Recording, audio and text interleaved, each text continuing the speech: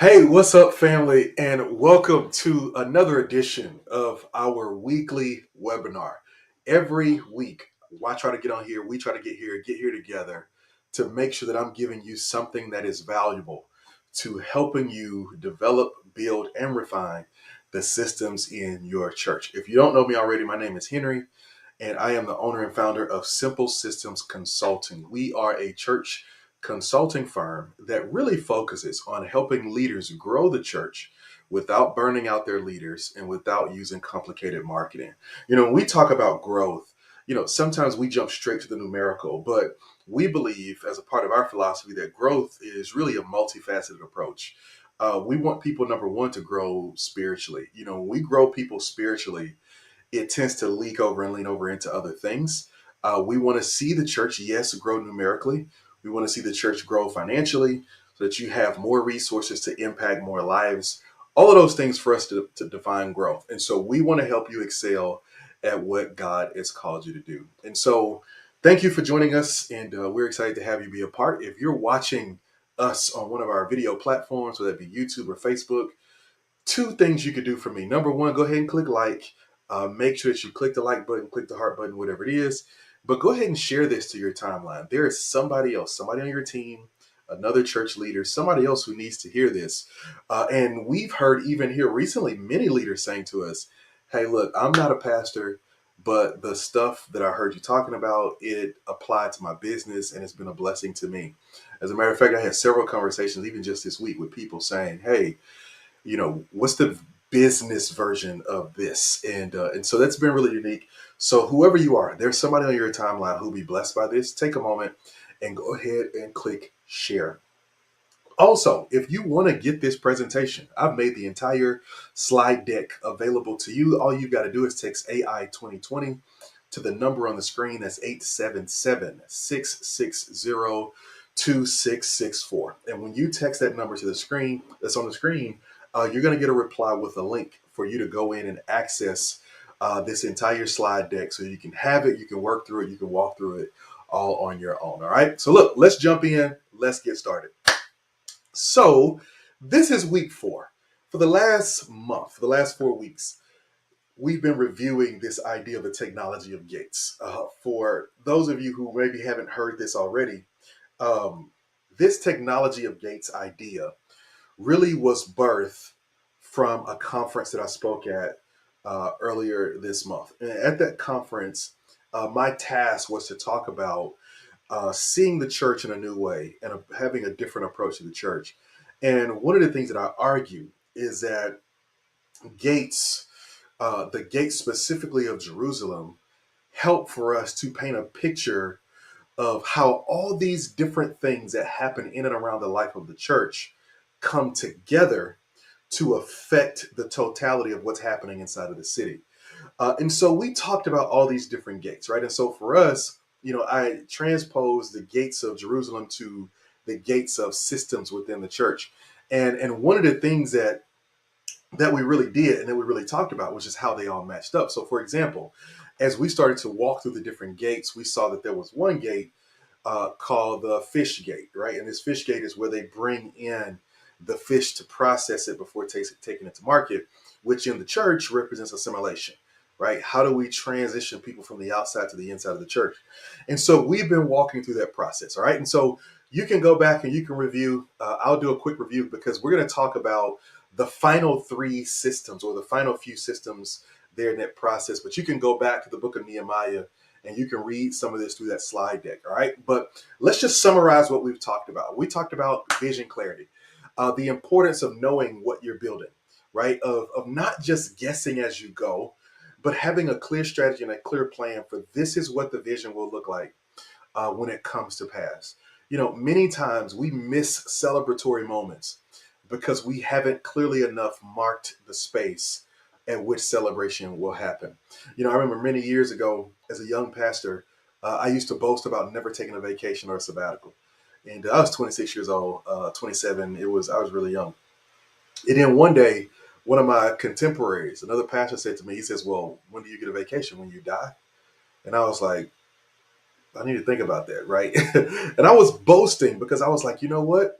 I had in my head somewhere defined faithfulness to my call as always showing up and doing what I knew how to do, right? And over time, my definition of leadership has evolved and it has changed some. And don't get me wrong, I still struggle with trying and wanting to do it all and wanting to be involved in everything. But my thoughts had to evolve because if that was a target, I had made it to that target and it wasn't a whole lot to celebrate. And so what I had to do is I had to shift my mindset to go, it's not about me getting to a destination, it's about us getting to a destination. It's about our church getting to a destination. And so I say that to say that you need to be clear on what you're trying to build. If your goal is just a packed church service, then that's what you'll have. But if your goal is equipping new people, then you've got to start to look at the vision differently. If the goal is to help people discover who God has called them to be, then you got to look at the goal differently. And so you need to be clear about what you're building because the language you use will really help attract the people who are called to you. I like to say it this way: the bait you use determines the fish you catch. And so if your bait is great church service, then you attract and you tend to speak the language of people who are just looking for great church service. But if your bait is developing people, discipleship, then you start to reach out to people who want to be developed. One of the mixed messages that I see so much in the church is from churches that bait people in with one thing and get frustrated when they don't become this other secret thing that they never talked about. It's baiting people in and say, hey, look, come to this amazing church service we have. And then get frustrated when people want to tip in late and tip out early and not serve and be a part. It's about being really clear about what you're building. We talked about how it's hard for people to execute what you can't articulate. When you can't be clear about what the vision is, people can't be clear about how they execute it. So you've got to lay out the vision for what it is, which means that when you lay out what the vision is, you're also laying out what the vision is not.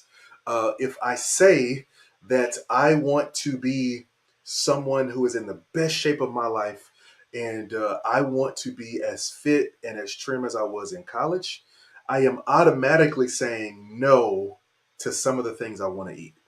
I'm naturally saying no to cake every night. I'm naturally saying no to the other things because vision not only tells us where we're going, it tells us where we're not going. Right? If I'm on a road trip and I say, "Hey, look, we're driving to Florida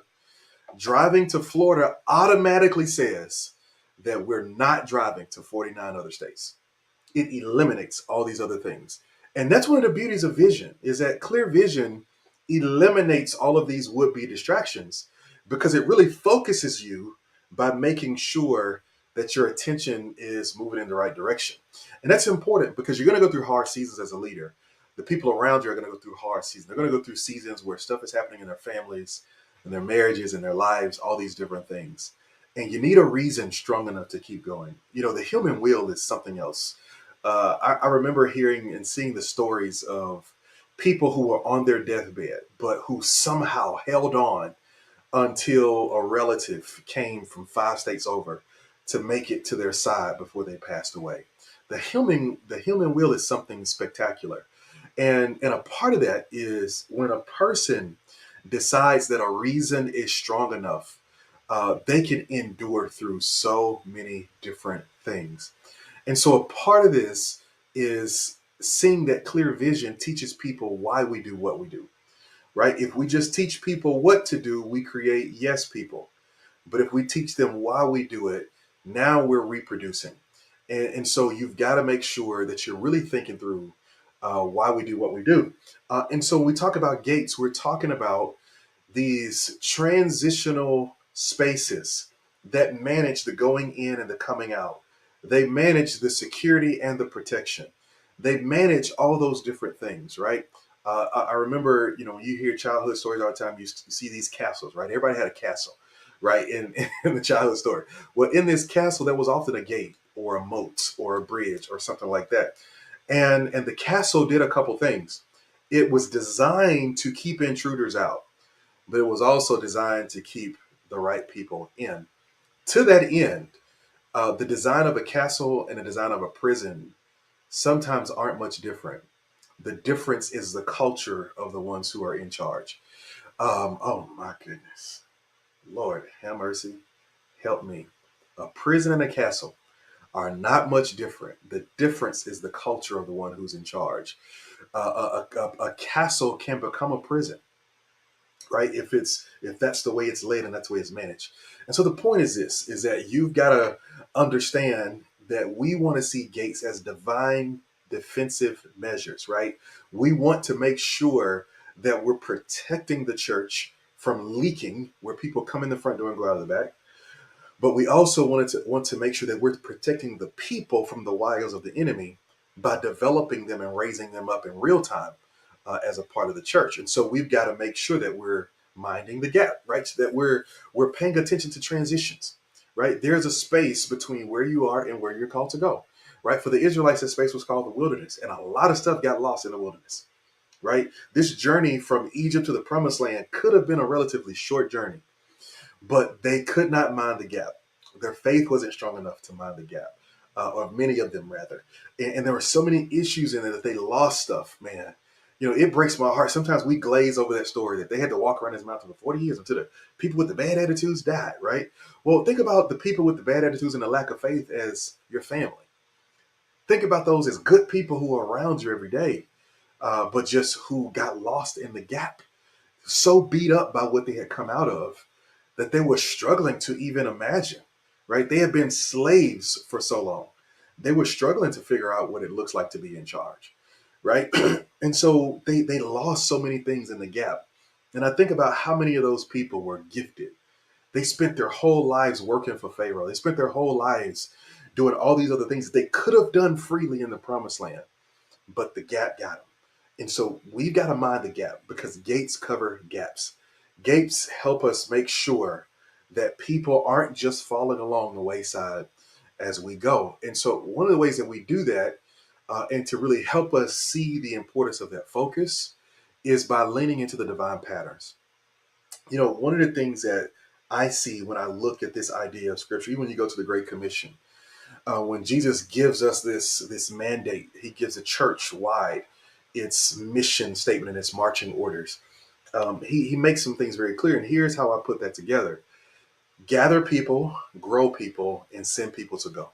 Right? That's really what he says. He says, make disciples, which is introduce people to Jesus, grow them up, and develop their faith, but then teach them to obey all the things I commanded you, right? Teach them to go out and do the same stuff I just called you to do. So just like you're here making disciples, they should be becoming disciple makers.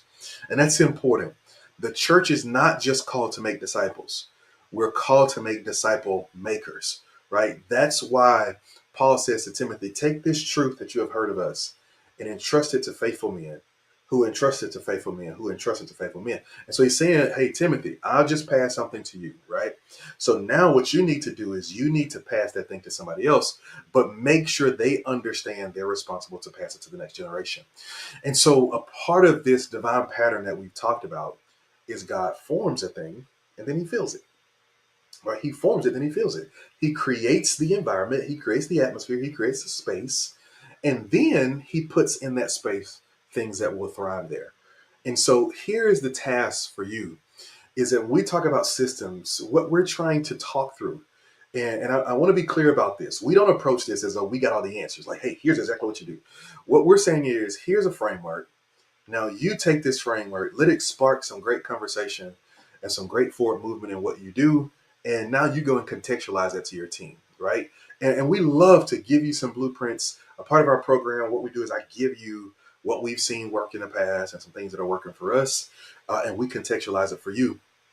But we're giving it to you to say, okay, look, let's lock into this divine pattern.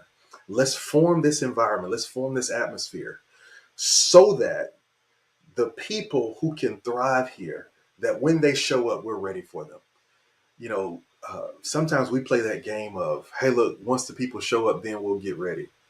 And what we learn, especially in this modern day, is that especially when people struggle to make commitments, and as it already is, and sometimes we just make that commitment harder by just being disorganized when people show up. We have to be organized enough to help people take their next steps. All right. So the systems that we've covered so far, we talked about four. We talked about the worship planning system, making sure that you have a plan for how you plan your weekend services. Do you have an agenda? Do you have a format? Do you have people who are responsible for things? Who's responsible for picking the worship songs? Who's responsible for greeters and ushers and hospitality and all these different things? We talked about the assimilation system. Who's responsible for walking people through a process, new people when they show up? Who does that? Who helps with that? Who makes that happen? Super important for us to walk through and be prepared for. Next is we talked about the evangelism system.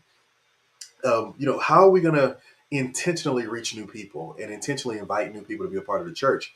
They're not just going to show up, right? They pass by church buildings every day. People pass by church buildings all the time without any kind of inkling of, you know what, I need to go visit there. That's not what people are thinking about when they pass the average church. So they're not just going to show up just because you're there. This isn't Field of Dreams.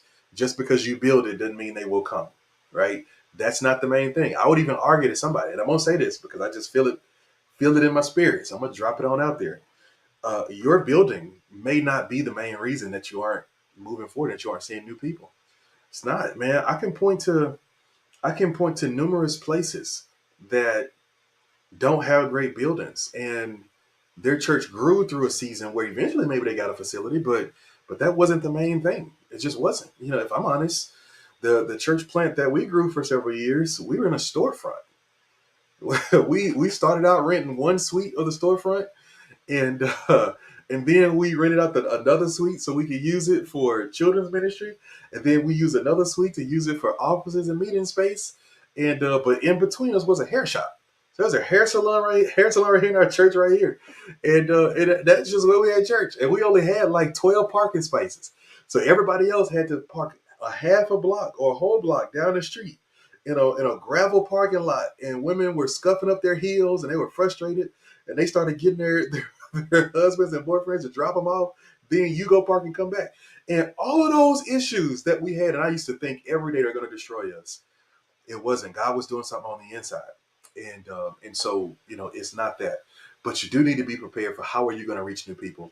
And then we talked about the community system, right? How do you connect people with each other? How do you connect believers with other believers, right? How do you help them to walk in unity together? Then we talked about our volunteer system. Like, how do we help people get plugged into volunteering? How do we help them to serve? How do we help them to come along part of the church? And then we talked about generosity, the generosity system. How do we develop people into generous givers? The average person coming into the church, they don't understand the biblical mandate to give. But then even beyond that, on a practical sense, they don't understand what they're giving to. And so we have to develop that. That's a part of discipleship, just like everybody else. The disciples of Acts 2 didn't just wake up one day saying, we want to give away everything. That was something that was taught to them by Jesus. It was something that was taught to them, that the mission that they were committed to was worth everything. It was worth everything. They saw Jesus live it. Jesus had prepared them for it. He sent, before they even get to Acts 2, where the disciples and the believers share all things common, Jesus sends them out two by two and says, don't take anything with you. He says, I'm going to provide what you need along the way. I need you to know that I'll always got your back, that this mission is worth it, that this mission is important as long as you're taking care of my mission. This is what he tells them. He goes even in Matthew 6:33, seek ye first the kingdom. All these things are going to be added to you. Like, those are things that were on the pathway. to starting to set a foundation of generosity in their heart, because he knew they couldn't be generous unless they were first secure in their relationship of faith. And so he starts to walk them through that, and you can do the same. All right. So those are the 6 systems we talked about so far. Now, let's round this thing out. So, as I would say on a Sunday morning, that was my introduction. Now, if you give me just a few more moments, here goes my sermon. All right.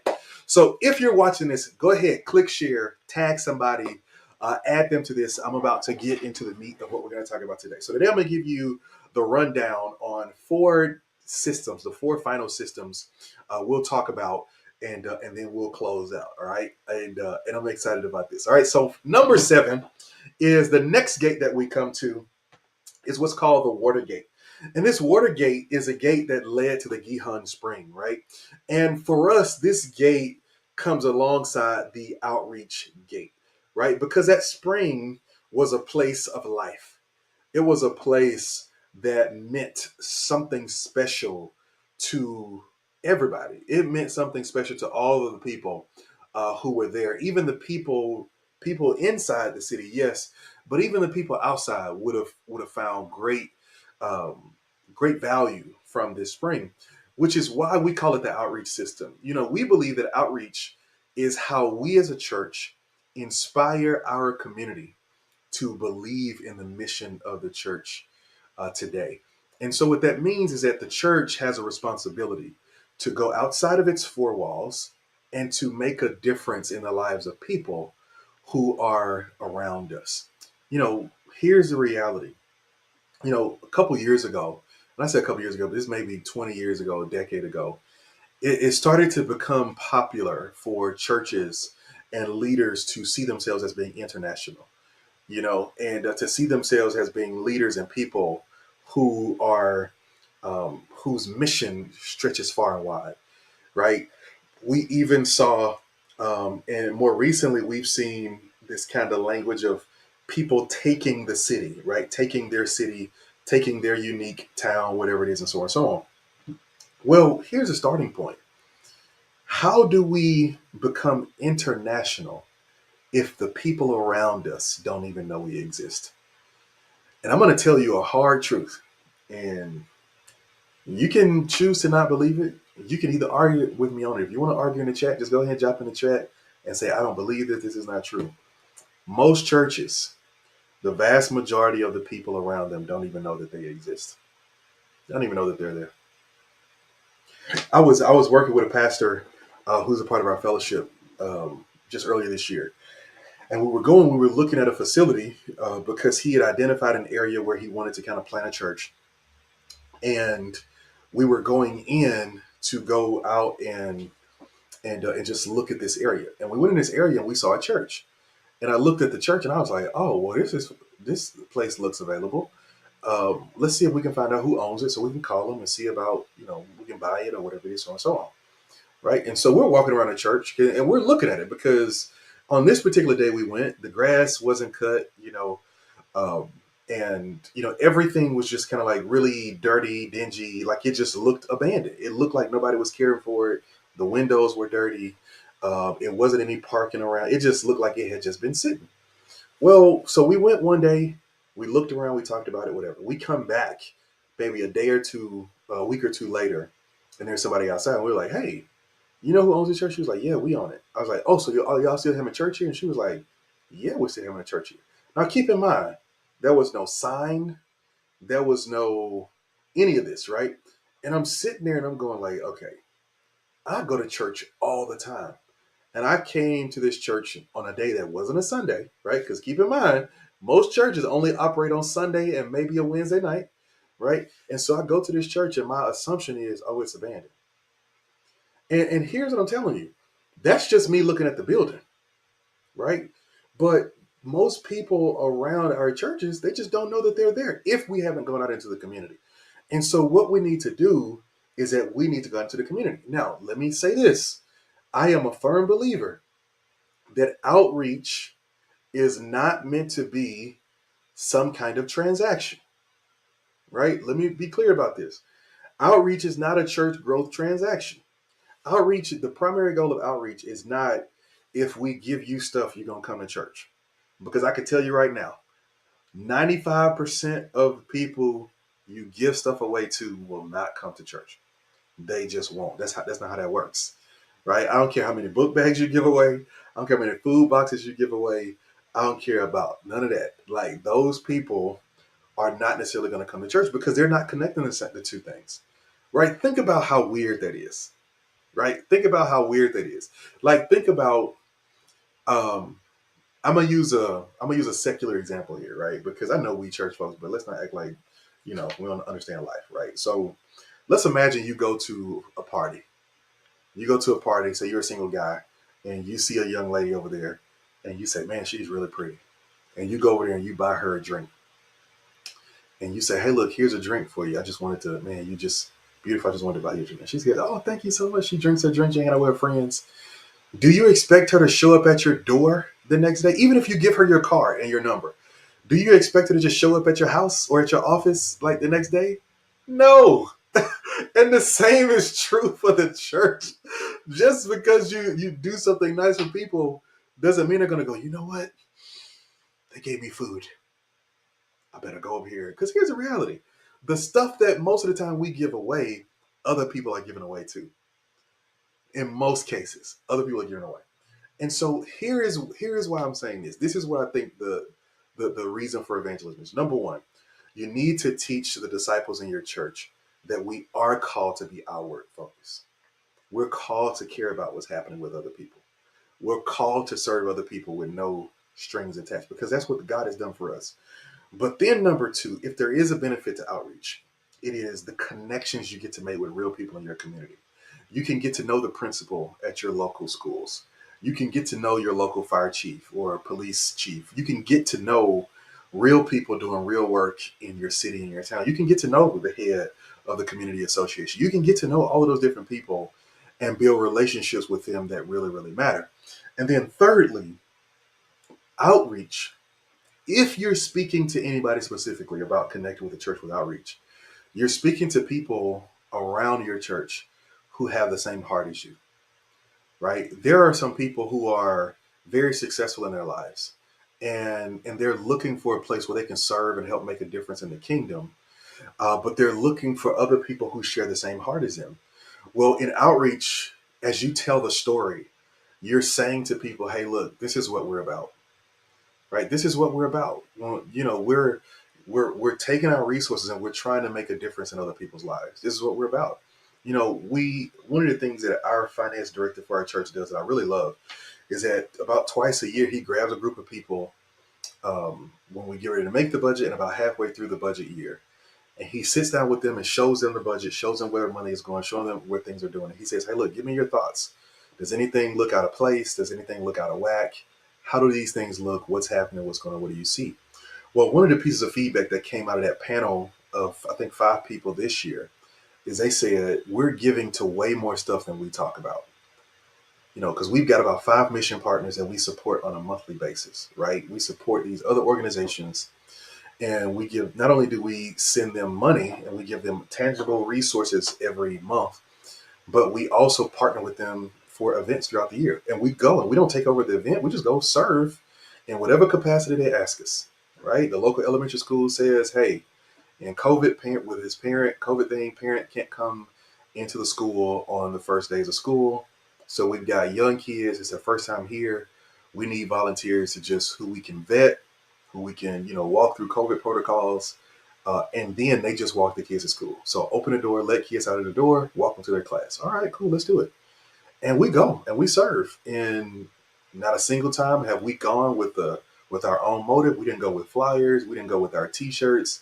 We went in low and we just serve them how we can serve them, because that's about us going in and serve them and letting them know that we care about them and we want to be in a relationship. All right. Number 8 is the next is the horse gate. This is a gate that led to the stables. This gate led out to the place where the horses were kept, where they were cared for, where they were trained, where they were developed, the whole nine. And this coincides with our leadership development system. Listen, as a church, as leaders, you've got to have a stable. You've got to make sure you have a stable. You've got to make sure that there's a place where the thoroughbreds, where the horses, where the leaders of the next generation, can be trained and developed for what's coming. All right. And one of the reasons it was even said that at this gate, this is where David would meet his soldiers prior to battle and even when they're coming back from battle. And because here's the thing, here's one of the reasons you need stables is a day of battle is coming. The day of battle is coming. And we know that even more as a church. And if the day of battle comes and finds us unready, then we find ourselves in a predicament. And so one of the things that you need to do is that you need to make sure that you have a plan for how you're going to develop leaders. And I know this looks different for everybody. It doesn't have to be complicated. If you just want to start really, really simply, just set a plan to meet with 3 people who are potential leaders every week. Just every week, just grab them and go to lunch with them, go to breakfast with them, work through a book with them, whatever it is, and just start, investing in them, right? Start investing in who they are. Send them articles, send them YouTube videos to watch, whatever it is. But just start developing because you're going to need those horses on the day of battle. And so you've got to make sure that you find your strategy. And every strategy is different. For us right now, one of the things that we do is that we meet with our ministry leaders once a month and we come together and we're trying to have significant and important and valuable conversations around what we're doing and where we're headed and where we're going and what it means to be a leader in the Lord's church in the era we live in. Not only that, I try to spend one-on-one time with leaders because a part of development isn't just teaching people how to think, but it's just being there with people. Like you can develop people more just through relationship than anything else. And so I just try to meet with our leaders at least once every 2 weeks. Just sit down with them for a one-on-one. Sometimes in person, sometimes via Zoom. But it's just me saying, hey, look, I want to get to know you and have a relationship because I'm telling you, it's going to be hard. It gets harder to develop leaders, especially in small churches, without relationship. In larger churches, people don't expect relationship as much because they assume that everybody is busy keeping the big machine running. But in churches, in intimate churches under 150, people expect things to be more personal. And so you need to be thinking about how you can do that. All right. And then number 9 is the East Gate. This is the gate that faced the Mount of Olives, the gate that people often look forward to because this is the mountain and the place that many people believe is going to have significance in the coming days. And so we compare this to the communication of the church. This gate was a place of great hope. The Mount of Olives gave people something to really look forward to as it came and relate to their faith. And so as a result, we think the same about communication is that as a church, we've got to learn how to communicate in a way that inspires hope in people, not just about the church, but even about who they are, where they are, and how they fit into the grand scheme of what God is doing. You know, I'll tell you, man, this is a tough one. This is a tough one. It's especially tough until you get a strong team culture, right? Once you build a strong team culture where everybody, is open and honest, bringing their ideas and their thoughts and their stuff to the table, this is really hard. And one of the reasons it's challenging is because here's the balance: is that you need to communicate in enough time to give people to prepare for something, right? And I will admit that can be hard for me because, it's sometimes I'm thinking about so many different things that it's hard to nail down one or two things that are going to affect everybody else, right? I've got to think about the things that affect the church, yes, but I'm still a person, so I got to think about the things that affect me. I got to think about the things that affect my family. I got to think about the things that affect my work, my job, all those different things I've got to be thinking about. And so as a result, sometimes as leaders, when we get ideas, we have great ideas, but our execution suffers because our runway wasn't long enough. Right. And that's just the God's honest truth. Like, listen, this week, I shared something with one of our leaders. And one of the first things she said to me is like, look, you could have gave me this months ago. Like, and you could have given me this months ago and I could have done it, been finished with it, laid it out and been good to go. Right. And I told her, I was like, you're exactly right. Like, you're exactly right. Right. But here's another thing that we also talked about. And I've had this conversation with several other pastors as well, is that the balance that we've got to strike is that we want to communicate in enough time so that everybody can get on the same page. But we've also got to make sure we're communicating to the right people so that we have the help we need in executing what God has called us to do. And so as a church, we've got to work on communicating. Right. And so here's a bonus system, one final one. They had the inspection gate. This is where it said that David would inspect his troops, where he would look at them, he would watch over them, see, how they were. It's the inspection gate. And we call this the accountability system, which is somebody needs to be responsible for monitoring what's happening with everybody. Somebody needs to be responsible for monitoring what's happening with all the different systems in the church. Because if you implement systems and you implement these things, but there's nobody there to watch over them, there's nobody there to monitor them, there's nobody there to check them out, there's nobody there to do those things, then eventually they just fall by the wayside. And you put them in place, but there's nobody watching over them. And so you need to make sure that there's some accountability and that there's some stuff there. All right. And so really, again, if you haven't already, if you go now and you text AI 2022 to the number on the screen, 877-660-2664, you can get this entire presentation. You can have it, you can take it on. And all of this is what we cover in our program, the Church Systems Bootcamp. And in this program, we walk alongside senior leaders and their teams to help them to begin to implement these systems. And I tell you, man, I can't wait for you to get a chance to hear from some other people just the value that our systems provide. And really, let's go beyond the systems, our program. We really go above and beyond to help the leaders we work with. We work with leaders of all shapes and sizes. We are very selective in who we work with, so we don't say yes to everybody. Because some churches, you need some more foundational things before we can really step in and help you. Or maybe we look at you and go, hey, you don't necessarily need our help with this, but here's something you can do, whatever it is. So we are selective about that. But the churches that we do work with is that we step into where they are. And so we have churches in our program who are 3,000 people. We have a church in our program that's 15 people. And so we've got people from all wide ranges, because the reality is that the word of God and God's mandate doesn't change based on size, but we do need to contextualize it. God's word stays the same. His message stays the same, but our methods do need to adjust. Some things and some different forms of communication that are acceptable in churches under 150 are completely unacceptable if it's 1,000 people. Right? If we've got less than 150 people, we can send out a text, we can talk to people, we can make phone calls if we've got 20 or 30 of us. But when you get to 1,000 people, you can't call everybody. Even when you get to 250 and 500, you can't call everybody. You've got to have better ways of doing things. And so that's what we want to do. We want to make sure that we're building out the processes for churches. So if you're interested and you want to know more about our program, you can visit our website, simplesystems.cc. All of the information is there. I will tell you, we're getting ready to go through a transition. In the next couple of weeks, we're going to be releasing some information about a new offering that we're adding to our program that is going to revolutionize how the church approaches systems. It's just going to be amazing. And so that is coming. And when that comes, guess what? Price went up. It's gonna cost a little bit more because of what we're pouring into the program. And I promise, when you hear it, it's gonna be worth it.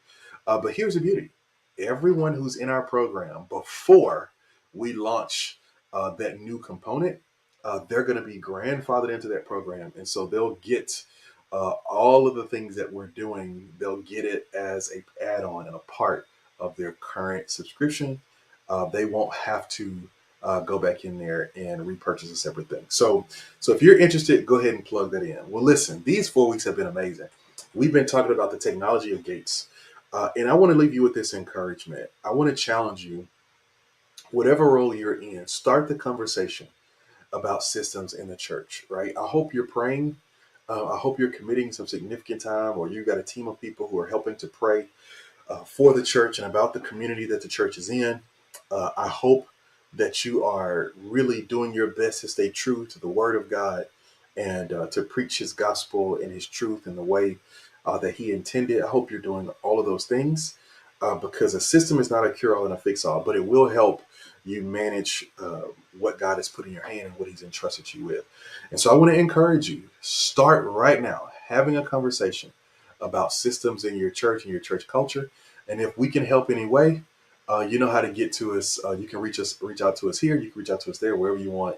We're here for you. All right. So listen, I am excited about what God is doing. And don't forget, join us right back here next week. We're going to continue the conversation, giving you something that can help you take the next step. All right.